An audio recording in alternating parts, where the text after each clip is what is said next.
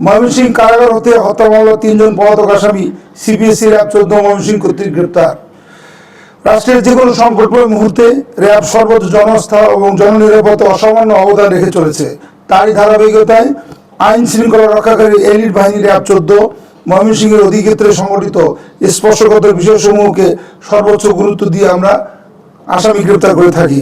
গত 27 জানুয়ারি 2026 ময়মনসিংহ কারাগার হতে হত্যা মামলার 3 জন আসামি জেল কর্তৃপক্ষের কতিপয় অসাধু সদস্যের সহায়তায় কারাগার হতে পালিয়ে যেতে সক্ষম হয়।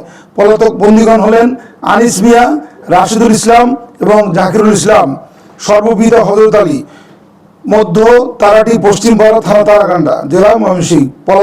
পলাতক আসামিগণ তারাকান্দা থানার মামলা নম্বর 4 তারিখ 7 ডিসেম্বর ধারা 143, 323, 448, 447, 302, 380, 427, 114, 502, 34 পেনাল কোডের আসামি।